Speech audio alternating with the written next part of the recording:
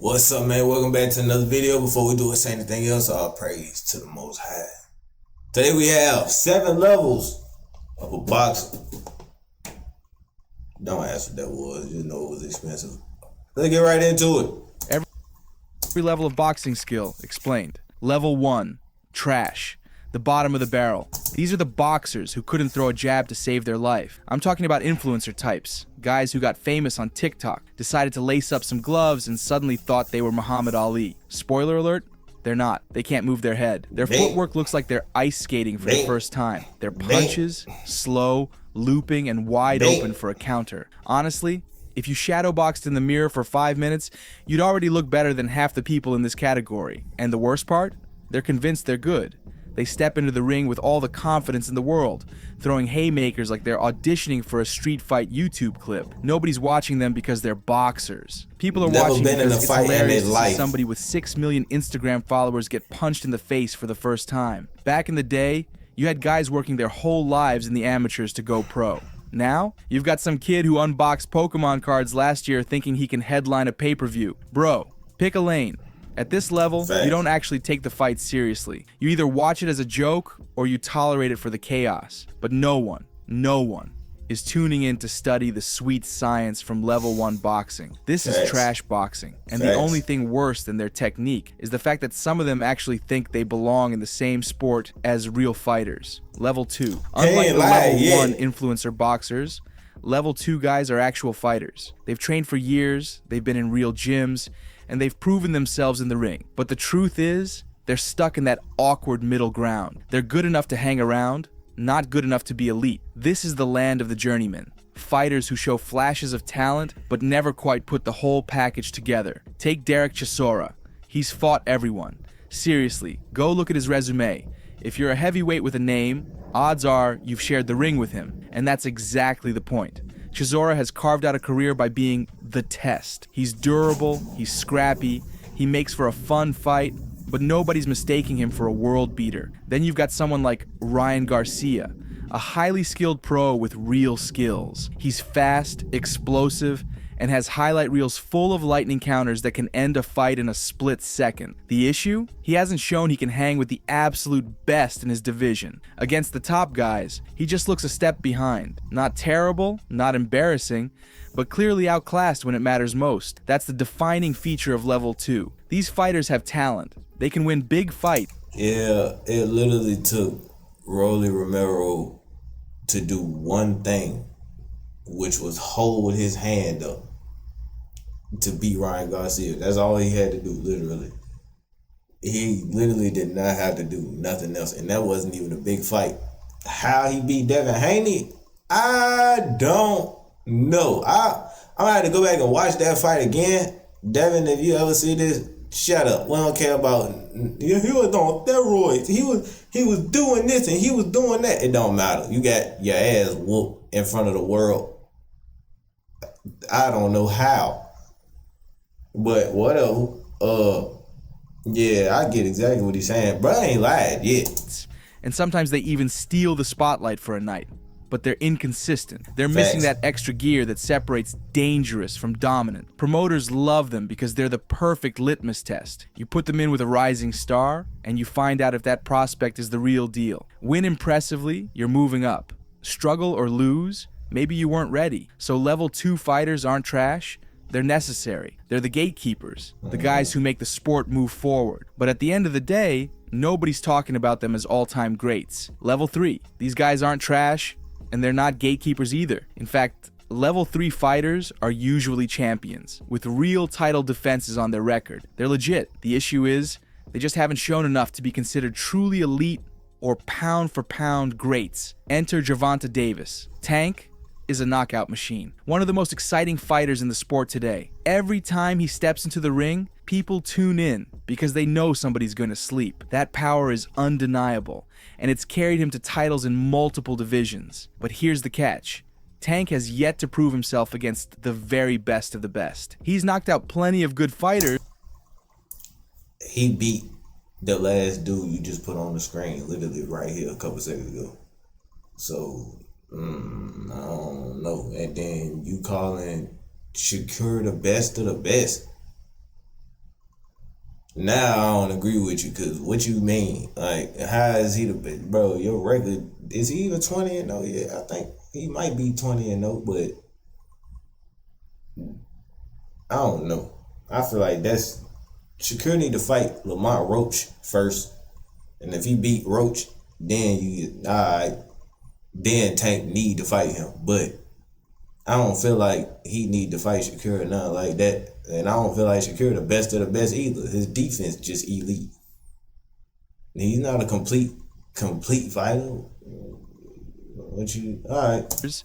But where's the defining win over a fellow pound-for-pound name? Until he steps in with the likes of Haney, Shakur, there's always going to be that asterisk next to his name. That's the story with level 3 boxers. They're successful. They win belts, they defend them, they build impressive highlight reels, but the competition they take or avoid keeps them from breaking into the higher levels. Oh, what you mean? Avoid? First, man, bro, yeah, you tripping now. I don't know what you talking about. Devin Haney ain't even that good, bruh. What was bro name? Lomachenko, whatever. Just get him another fight with Devin Haney. Watch he beat. What is you talking about, man? Now you on some bullshit. I was with you when you right. Now you ain't right. Now you ain't making no sense. Now you got down. What you mean? You got these two up here talking about elite fighters. Alright, bro. Or avoiding competition. Alright, bro. You really think Tank finna lose to this guy, first of all? And he beat this guy first of all? No, I don't know about that one. And then these two need to have a rematch before they fight. So what you mean? I don't know, bro. They live in that gray zone where the mainstream calls them superstars. But hardcore fans are still asking questions. And it's not just Tank. Plenty of fighters in this category are talented enough to dominate a division, but not consistent enough or bold enough to prove themselves across eras and weight classes. They can headline a pay-per-view, sell out arenas, and excite fans. But when it comes to legacy, they're still waiting for that signature fight that puts them in the pound-for-pound conversation. Level 3 fighters are great for the sport. They bring hype, they bring drama, and they keep divisions buzzing. But until they face the very best and come out on top, they'll always be remembered as good champions, not the greatest. Level 4, great, but not the greatest. Level 4, boxers are great fighters, talented champions, dominant in stretches, sometimes even era-defining in popularity. But here's the thing, nobody's putting them in the greatest ever debate for their division. Think Tyson Fury, an incredible heavyweight. The man outboxed Vladimir Klitschko when nobody thought it was possible, then came back from the brink of retirement to topple Deontay Wilder in one of the greatest trilogies ever. That resume is legendary in its own right. But then came Alexander Usyk, and just like that, the idea of Fury being the undisputed best of his era crumbled. He's great, but not untouchable. Same with Anthony Joshua, two-time heavyweight champion, Olympic gold medalist, global superstar. On paper, everything about AJ screams all-time great. But in practice, the losses to Andy Ruiz and then Usyk reminded everyone that he belongs just a step below the very top. Dangerous, yes. Legendary, not quite. That's the defining trait of level 4. These fighters are respected champions, sometimes even generational names. But when you stack them up against the absolute best of their weight class, they just don't quite measure up. Why you ain't put Devin Haney over here or Shakur Stevenson, since that's what you just called him in the last level? If Tank a level 3 fighter, so are they. You can't sit there and talk about some greats this and greats that. First of all, Devin Haney got an illegitimate 0 on his loss record. You're really 29-1. Or 30-1, whatever your record is. And you know that. But I don't know. Might dominate a weaker era. They might bring millions of fans into the sport. Shakur can't even get a fight. But when the dust settles, they're not in the GOAT conversations. And honestly, that's okay. Boxing needs these guys. They keep divisions competitive. They draw crowds. Without level 4, there's no drama, no rivalries, no passing of the torch. But when fans sit around debating the best to ever do it, their names won't be at the very top of the list. Yeah. They're level 4, outstanding fighters, just not the definitive kings of their divisions. Level 5. Level 5 is where boxing greatness becomes undeniable. These aren't just champions with a belt and a couple defenses. These are fighters whose names always come up when people argue about the best to ever do it in a given division. Maybe they're not the consensus number 1, but they're always in the conversation. The thing that defines this level is legacy. They don't just win, they dominate in a way that leaves a permanent mark. Their careers spark debate. Their fights are studied and their highlights get replayed decades later. You can't talk about their division's history without bringing them up. Mike Tyson is the most obvious example. In his prime, he was a force of nature.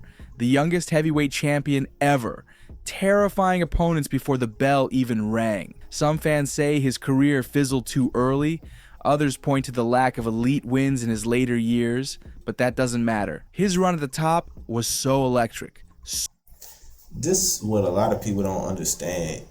Do y'all realize that these people nowadays fight once a year, once every 2 years? Mike Tyson was fighting once every few months. So what you expect? Of course, their career is gonna last longer, or whatever you want to say, or their prime's gonna last longer. They not fighting as often. And then 2, on top of that, you got him on level 5 talking about something. He's a great example. Don't nobody talk about Muhammad Ali no more, bro. It's 2026. Muhammad Ali will always be the example of a boxer forever, best ever. Even Mike Tyson's what's the word I'm looking for? Even his inspiration. But Mike Tyson is it's 2026. Mike Tyson is definitely up there to where people say that's him. He's the new Muhammad Ali. He's the person that sit there and be like, yeah, no, it's the best boxer of all time, ever. Even considering Muhammad Ali, even including him, is Mike Tyson. I don't know what you talking. How old are you? So brutal that people still argue about whether he was the greatest heavyweight ever, or at least a lock for the top 5. Lennox Lewis represents the other side of the same coin. Where Tyson burned fast, Lewis burned steady. He fought everyone, avenged his only 2 losses, and retired on top. He may not have had Tyson's cultural aura, but his resume is ironclad. Some fans even rate him above Tyson for that reason. And then there's Thomas the Hitman Hearns. Hearns didn't just compete in one division. He left his fingerprints all over boxing history, from welterweight up to light heavyweight. With his freakish height, face anyone. Hearns built one of the most exciting resumes ever. He gave us classics against Sugar Ray Leonard and Marvin Hagler, and for many, he's the prototype of what a dangerous all-action champion should be. Level 5 boxers like Mike Tyson are the backbone of boxing history. They don't just belong to their era, they shape it. Level 6. Now we're talking about the rare air. Level 6 fighters aren't just champions. They're not just in top 5 of their division debates. These are the guys who define entire generations of boxing. When their names come up, the question isn't, were they great? It's, are they the greatest of all time? Take Floyd Mayweather. Love him or hate him, the man perfected the art of winning. Undefeated in 50 fights, a master of defense, timing, and ring IQ. He didn't just beat opponents, he neutralized them, made elite fighters look ordinary. For his generation, Floyd wasn't just one of the best. He was the... Mike Tyson should be in this level, if anything. If not the next one, at least this level. I don't know what you're saying, talking about level 5, bro. And then Tank should be level 4 at the least. You don't like them. You don't like them personally, I can tell. Standard. Manny Pacquiao is the flip side of that coin, an 8-division world champion, the only man in history to pull it off. He wasn't just winning belts, he was conquering weight classes like no one else before him. From flyweight to welterweight, Pacquiao's icon. When fans argue about who carried the sport in the 2000s and 2010s, it's always Pacquiao and Mayweather at the top of the conversation. Then there's Roy Jones Jr. In his prime, he looked like he was from the future. Lightning reflexes, insane athleticism, showboating confidence. He could do things in the ring that nobody else even dreamed of trying. Pound for pound, Prime Roy might be the most naturally gifted boxer to ever step between the ropes. And today we've got names like Terence Crawford and Oleksandr Usyk carrying that torch.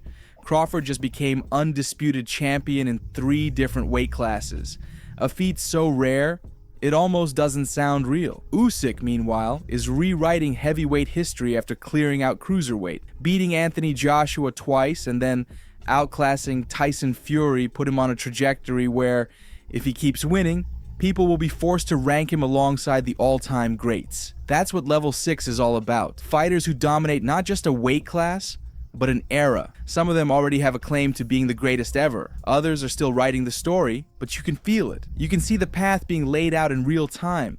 These are the legends of their generation. Fighters who will never be forgotten. Level 7?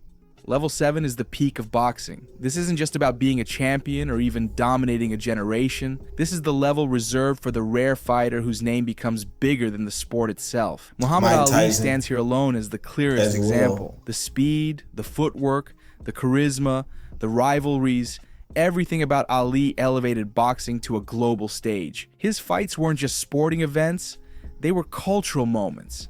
That's what Level 7 means. It's not simply about titles or records, though Ali had plenty of both. It's about immortality. Yeah. Mike Tyson. Mike Tyson's story is one of the... I don't even need to say nothing. The computer did it for me. And there's a whole different video that I ain't got to say nothing. Yeah, I don't know. I'm gonna say something anyway. I don't know, bro. You hating on Mike Tyson a little too hard. I don't know. I don't know. Mike Tyson is literally the new Muhammad Ali. Like that, his name is up there with Muhammad Ali's now. They stand alone at Level 7. Those 2 names stand alone at Level 7, or parallel, I guess, if that's what you want to call it, at Level 7. I don't know what you got going on, what you talking about. 9 times out of 10, you ask who's the greatest boxer ever. If you go ask just public people of all ages, who's the greatest boxer ever, or who's the first boxer that come to mind, it's either gonna be Mike Tyson, Muhammad Ali, or Floyd Mayweather.